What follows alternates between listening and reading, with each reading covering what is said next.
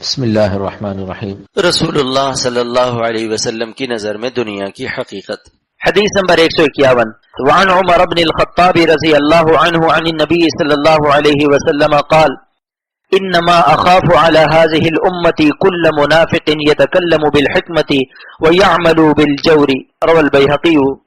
ترجمہ حضرت عمر بن خطاب رضی اللہ تعالی عنہ نبی کریم صلی اللہ تعالی علیہ وسلم سے روایت کرتے ہیں کہ فرمایا میں اس امت پر یعنی اپنی امت پر ہر منافق کی شر سے ڈرتا ہوں جو علم و حکمت کی تو باتیں کرتا ہے اور ظلم کے کام کرتا ہے۔ تشریح یعنی وعظ کہتا ہے لوگوں کو معتقد بنا کر ان سے دنیا کا کوئی فائدہ حاصل کرنے کے لیے اور خود اس پر عمل نہیں کرتا کہ اس کا دل تقوی کے نور سے خالی ہوتا ہے، اور یہی صفت منافقوں کی ہے۔ اس لیے حضور صلی اللہ تعالی علیہ وسلم نے ایسے لوگوں کے وجود سے اپنی امت پر خوف فرمایا۔ اللہ تعالیٰ جملہ خدام دین کی اس فتنے سے حفاظت فرمائے، آمین، اور سب کے صدقے میں اس عبد ناکارہ کی حفاظت فرمائے، آمین۔ وعن المہاجر ابن حبیب رضی اللہ عنہ قال قال رسول اللہ صلی اللہ علیہ وسلم قال اللہ تعالی انی لست کل کلام الحکیم اتقبل ولکنی اتقبل ہمہ وہواہ فإن كان همه وهواه في طاعتي جعلت صمته حمدا لي ووقارا وإن لم يتكلم رواہ الدارمی۔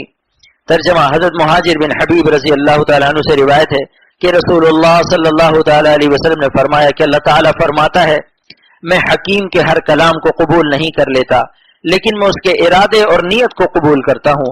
اگر اس کی نیت اور محبت میری اطاعت میں ہے تو میں اس کی خاموشی کو اپنی تعریف قرار دیتا ہوں، اور وقار اگرچہ وہ کلام نہ کرے۔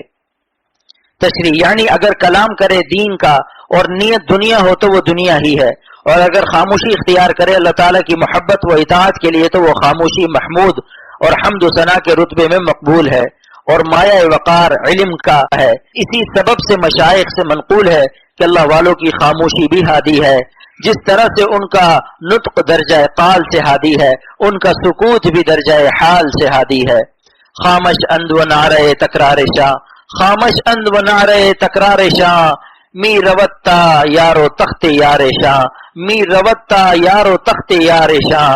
ترجمہ مولانا رومی رحمۃ اللہ علیہ فرماتے ہیں کہ اولیاء اللہ خاموش بھی ہوتے ہیں، اس وقت بھی ان کے باطن سے حق تعالی تک مناجات خاص کا وہ فریاد خاص کا رابطہ قائم رہتا ہے۔